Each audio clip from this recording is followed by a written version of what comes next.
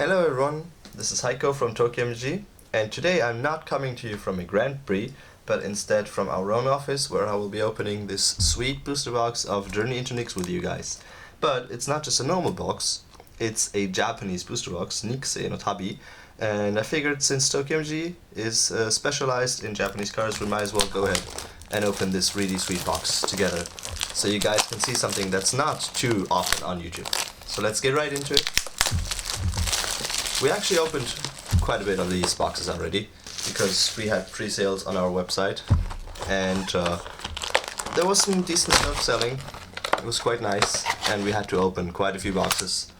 So I've actually done this quite a few times already, but now this one's going to be special because it's going to be on camera, and I hope I'm going to be opening some sweet things, including the very popular Japanese foils. Alright, so let's get right into it. First of all, this is our first pack, and you're gonna notice something that's a bit unusual for most of you guys that only open English boxes, because in the Japanese packs, actually, the rare is in the front. Here's our first rare, Daring Thief. Unfortunately not the best ever, but it's something at least, I guess.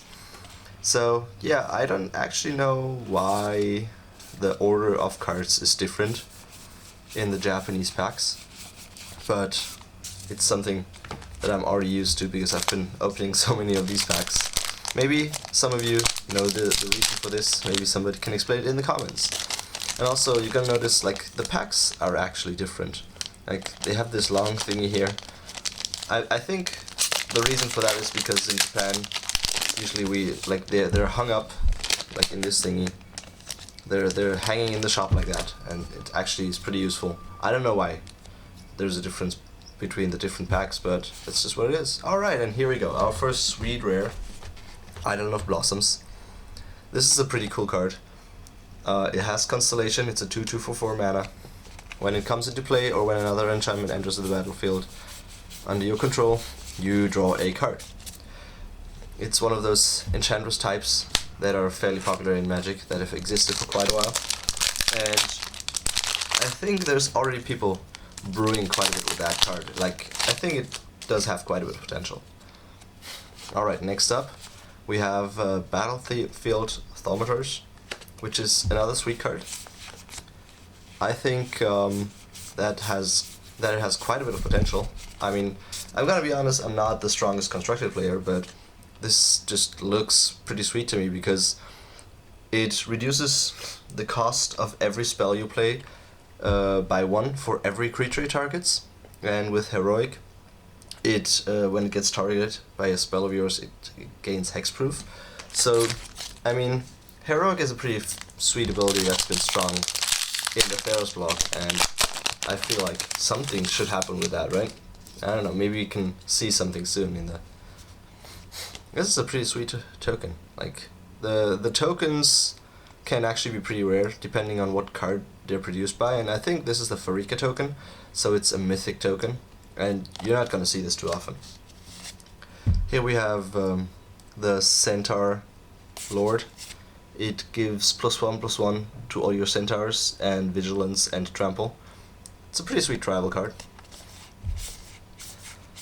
Got some nice uncommons. Magma Spray, the reprint. But let's get going. Yeah, so this is the first time we're doing a pack opening, a box opening here at TokyoMTG. I'm actually not sure if this is the right way to go about it, but I just figured I'd get in it. Oh, and here's our first mythic rare. It's 8 mana, sorcery, worst fears. You gain control of target player's next turn. It's basically like a Mindslaver. It's just in spell form this time. Yeah, so I don't really know how to best go about this. I'm just gonna go ahead and keep opening this box and see what comes of it. If you have any recommendations what to do better, please comment, and we will make sure to do this next time, because I'm actually thinking that we should be doing this for every set now going forward, since, you know, there's not many people opening Japanese boxes on YouTube, if any at all. I haven't seen any. Oh, and sweet, Manna Confluence, the first really sweet rare in our box. This is one of the hottest cards we had in pre-sales. It's the new City of Brass. You tap it and you pay 1 life. You add 1 mana of any color to your mana pool. It's gonna be a sweet staple in all kinds of format going forward, I'm pretty sure.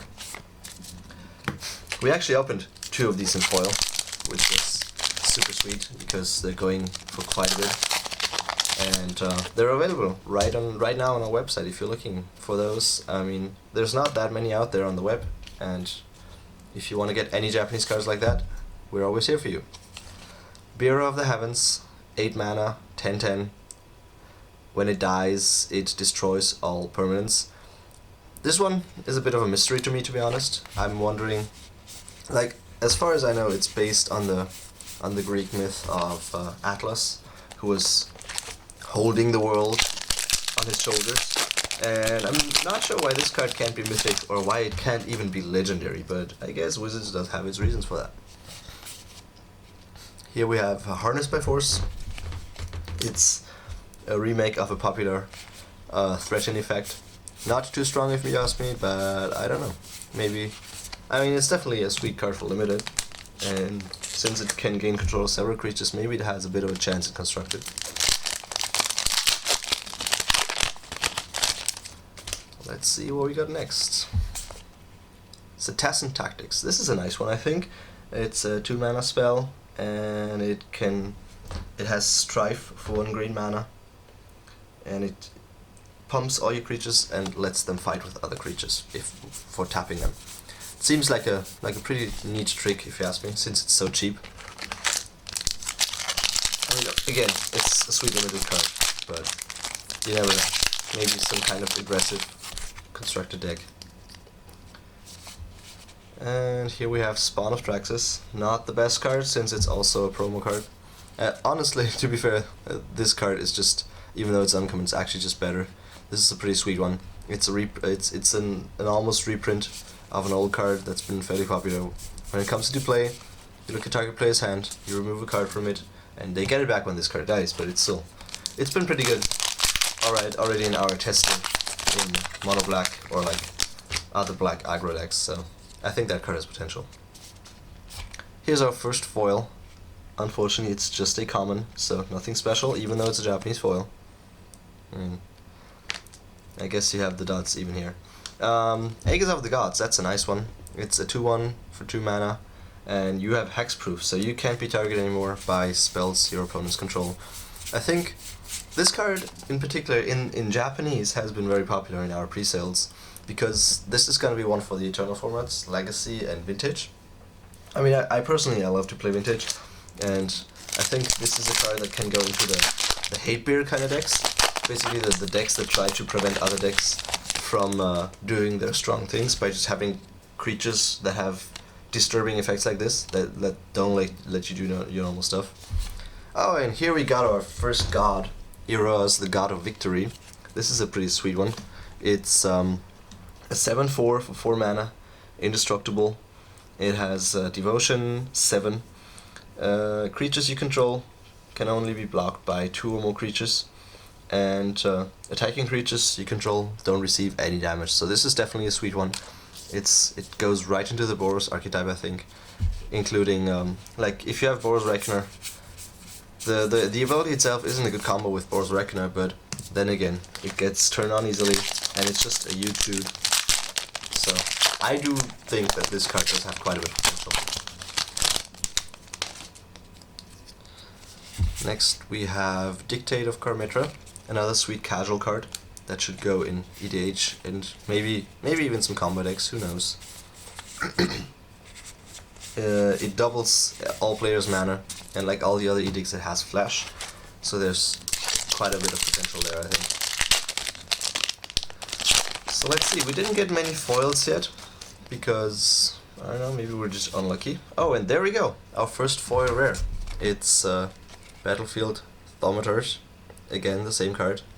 Unfortunately, it's only a standard rare, so it's not gonna command a huge premium, because that's not how Japanese foils work. Usually the foils that are really expensive are like the Legacy and the Vintage foils, but it's definitely something I'm gonna complain about. It's still a sweet Japanese foil. And then our mythic rare in this pack, this is a pretty sweet pack, is Ajani, Mentor of Heroes, the Planeswalker in this set. It's 5 mana Planeswalker. It comes into play with 4 loyalty. It's +1 you can distribute 3+1/+1 counters on up to 3 creatures. And then its other +1, it actually has 2+1s, that's pretty sweet. It lets you search for an aura card, or a creature card, or a planeswalker card in the top 4 cards of a library. So it basically gets its best buddy Elspeth and then some. And then its -8 is gain 100 life. This is Japanese, but you're still going to be able to read it. This is the number 100 life. And it's pretty cool if you ask me. I mean, I'm more of a casual player usually, but still, I think this card does have potential. It's been a little bit slow in our pre-sales, to be honest. People are not yet convinced about the new Ajani, I think. But because of that, we also made it really cheap. So go ahead, check it out, and you're gonna see, like, even in Japanese, this card isn't gonna cost you even 2,000 yen, which is like less than $20. So go check it out if you want this card for your deck. Here we have the white promo. Nothing too special. It's a 2/4 flyer with lifelink, and it has heroic to gain +1/+1 counters. Yeah, this set overall, I've been pretty excited about it, to be honest. Like, pre-sales have been going really well. We sold quite a bit of cards. Actually, the biggest seller that we had hasn't come up yet. I'm gonna tell you once we see it. Another foil. Oh, and here's the first temple. Temple of Malady, the one I think most people have been waiting for, the green-black one. The one that's also been selling really, really well. Yeah, I think we're gonna see a lot of this in the new standard format, just because the green-black decks are pretty popular right now, aren't they? The dredge kind of and the mid-range kind of Golgari decks. So they definitely need this card, and it's definitely super popular.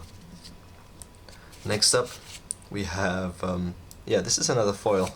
Unfortunately, I mean, I'm lucky to get a second rare foil, I guess, in the same box, but unfortunately this is also a promo, and it's just a huge dude that doesn't do anything at all. So yeah, I'm not too excited about this one, but at the same time we also have this in the pack. Temple of Epiphany, the Izzet Shrine. Unfortunately, this hasn't been selling too well yet, just because people don't need it in standard right now. But then again, I think this card is gonna have a lot of potential in the future, just because, you know, Izzet is a pretty sweet color combination. I mean, it's a blue land, those are always popular. So I'm not too worried. I'm just gonna hold on to them, the stock that we have right now, for the future, and then it's gonna sell eventually, I'm pretty sure. This is another foil. Yeah, it's kind of hard to tell these foils, to be honest. Like, they're already so glittery, and this is a really nice foil. Gnarled Scarhide, I think, is the English name. It's a 2/1 for 1. It can block, and it has Bestow 4. The enchanted creature gets +2/+1, and it can block. So yeah, this is one of those really nice cards for black aggro decks. That is really cool. And then our rare is, I think it's Skybind. It's another one of those casual cards, so nothing too special. But I think it has some wacky combo potential, because it removes cards when you play enchantments and stuff like that. Let's see what we have here. It's Dictator of the Twin Gods. Basically, Furnace of Wrath is the old school effect like this.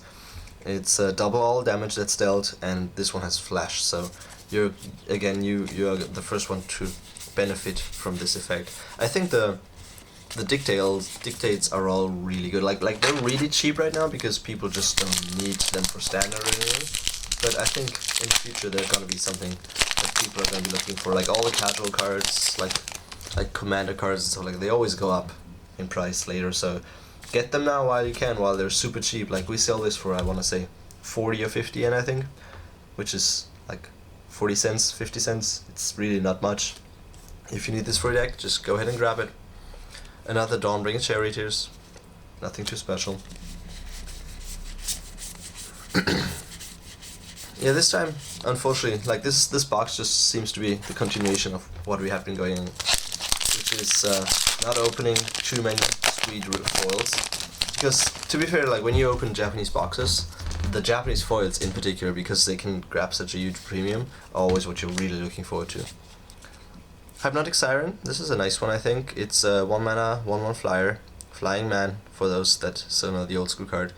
It's it also has Bestow for 7, enchanted creature gets +1/+1, and you gain control of enchanted creatures. So this is actually one of the few bestow cards that you can play on your opponent's creature, and it's gonna be really sweet for you. And actually, like, this card I think looks pretty innocent, but if you look at our other videos, we did a video at GP Nagoya where we interviewed several Japanese pros and also one Czech pro about what they think about the new cards when the spoilers were just starting out. And famous pro Yuya Watanabe actually said that he thinks that this card has quite a bit of potential in standard. So go check that video out. There's some really nice information in there. Next we have Kingma Car, which is basically the legend of the king that turned everything into gold when he touched something, which is exactly what this card does. Whenever he gets when he gets untapped, inspired, then you can turn something into gold. Another sweet card. I think it's a little bit too expensive for constructed maybe, but who knows, maybe it does have some potential.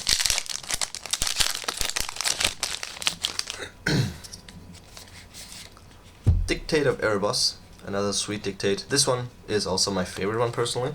I think it's way undervalued right now.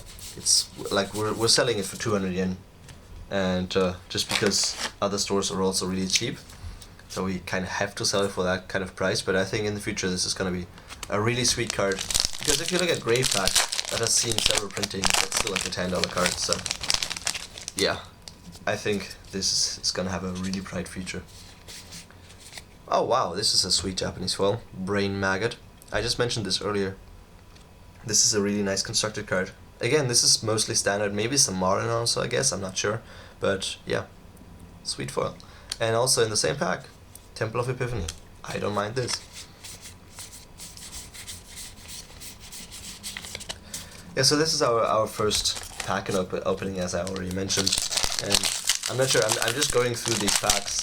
I'm just talking about stuff that comes to my mind, and if there's anything specific you want to know about, I mean, since we're a store, I figured I'd talk a bit about card prices and everything. I don't know if you guys are interested in that kind of stuff. This is, I think, Hero's Bane, the green promo, nothing special. Yeah, oh, here we have Banishing Light, which is the new Oblivion Ring. This is a really sweet card, I think, especially in Japanese. This has been pretty popular. Yeah, I mean, people like to hear about card prices and stuff, I think, and especially like Japanese cards, you know, it's something very special. Like, we're specialized in it because we have this store, obviously, in Japan, and we know how to deal with that kind of stuff. So if you need anything like that, you can always come to us. But it's something that not many people know about too well. Like this, for example, it's foil, but it's a crap foil, so nobody cares about it, unfortunately. And here we have a Dictator Crew Fix. It's the Howling Mine in blue. I think this is a pretty sweet one. Might see some standard play. I think I was watching the Star City Games video by Todd Anderson and Brad Nelson, and they said that this card was really sweet. So maybe we're gonna see this in standard again. And here we have the next Dictate of Heliod. It's another flash enchantment, of course, and all your creatures gain +2/+2. It's a bit expensive for the mana cost maybe, but sweet card if you ask me. Like the white wingy, just like the curve topper finisher kind of thing, to give all your creatures +2. And it kind of reminds me of Tempered Steel, which was a really sweet card, so I think this also does have some potential.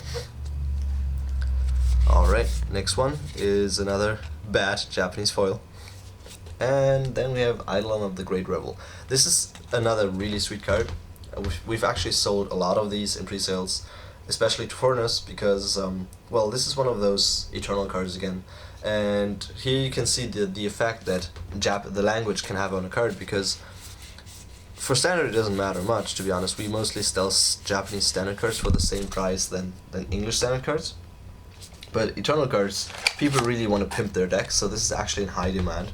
And we almost sold out of this in Japanese. It's one of the few cards we really almost sold out in pre-sales. So I'm guessing people really think this is sweet for like Legacy or Vintage. Yeah, this is, I don't know what this card is called in English. I like to call it the Pig Rush. It basically lets you copy one, like it lets you change one of your other creatures into one of your creatures. So it's not a super strong effect, but it's really cute. I personally, I definitely love the art. Just like, you know, the pig rush looks really sweet if you ask me. So we're already getting to the end of the box. I'm curious if we can open some more mythic rares. Hopefully, we haven't gotten too many of those yet. And there we go, Crew Fix. Crew Fix is actually the god we opened most of, so that wasn't the best for us, but it's still a nice card, I think. It's a 5 mana. It's the cynic god, 4/7, indestructible. It's devotion to 7 like all the other gods in this set. You don't have a maximum hand size, and basically your mana doesn't empty from your pool. It just changes into colorless, but then you keep it even after the turn ends. So this is definitely a huge card for like commander, and maybe it even has some potential in standard. I don't know. Like I think I saw some guy trying to brew with this. I don't think it really is any good, but then again, you never know what people come up with these days, right? I'm definitely gonna try to use this in EDH. I like to play EDH sometimes, and this looks like a card that's gonna be pretty sweet. Hydra Broodmother, another not too exciting card.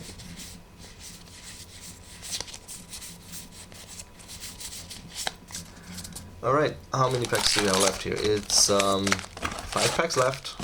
I like to open at least one more mythic if I can. If not, I mean, this box wasn't too bad, I guess. It wasn't the best either, but we'll see what's in there for us. Oh, and there we got Master of the Feast, the card I was talking about earlier. This has been by far our best seller in pre-sales.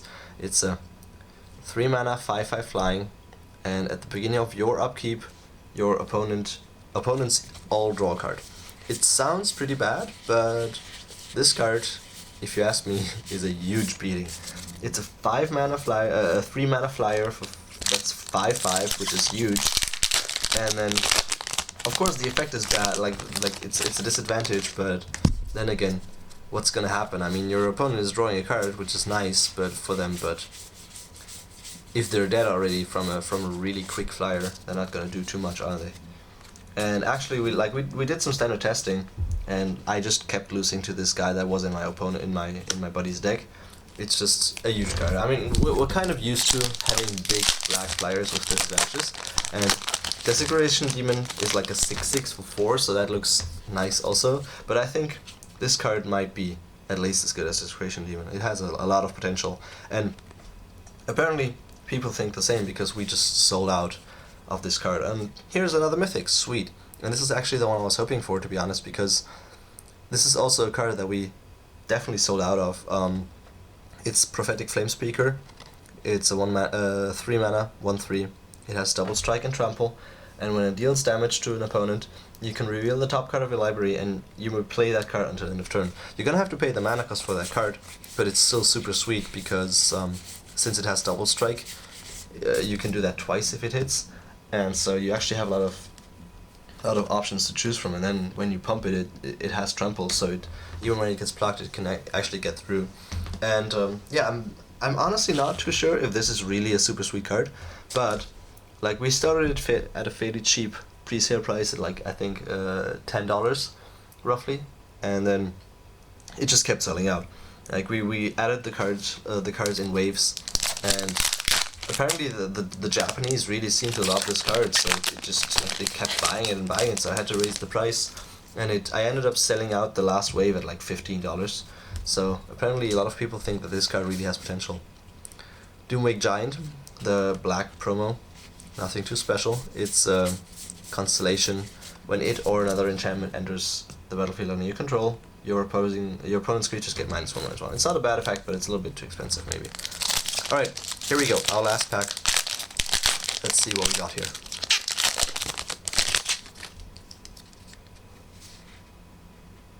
It's a white card. Launch the Fleet. This is also not too bad of a card. It's it has Strife for 1 mana, so it actually is free with Battlefield Thaumaturge. That's one of the combos I'm kind of hoping for, and it gives you 1/1 creatures tokens for every time your creatures that you target are attacking. So yeah, this was our box. Let's go through it all again. Let's see what sweet cards we got. Prophetic Flame Speaker is definitely one of the nice ones. Then we have Master of the Feast. Then we have Crew Fix. Idol of the Great Rebel. We have a Shrine. A temple rather, sorry. Another. Nice one. Then we have this temple. We have a Johnny. We have the sweet foil Japanese rare, Battlefield Thaumaturge. We have Eros, Eggs of the Gods. Manna Confluence. Worst Fears. Battlefield Thaumaturge again. And then Eidolon of Blossoms. So yeah, definitely not the worst box. Maybe not the best ever, but I'm definitely not going to complain about this one. And I'm actually going to go ahead and add these cards to our stock on the website right away. So if you want to check it out, I'm going to say one more time that you can always find the best Japanese cards, foil and non-foil, on our website. And we have a promotion going on right now. If you order from us anything that you want to order right now, you can get these sweet original tokens from us. We commissioned these from a Japanese artist that does like manga, and she did these for us, and I think they turned out really nicely. We already gave them away at GP Nagoya, but since most foreigners obviously can't make it to the Japanese GP, we're also giving these out for every order on our website right now. So go check it out. We have some a lot of stock there that's Japanese, old and new. Not only Journey Into Nyx, but also Theros and all the old sets that have these cool casual cards. You can find a lot of stuff on there. It's TokyoMTG.com, and also make sure you like our channel, because there's gonna be more videos. Check out our old channels, our old videos on the channel. We have a lot of stuff from the GPs, like vintage coverage. Actually, we did interviews with a lot of pro players in Japanese. We do bilingual interviews too, so you can definitely check it out, and I hope you like it. Well, anyways, thanks for watching, and I hope to see you around again. Comment if you like something or don't like something about this video, and we're gonna make sure to make it better next time. Thank you very much.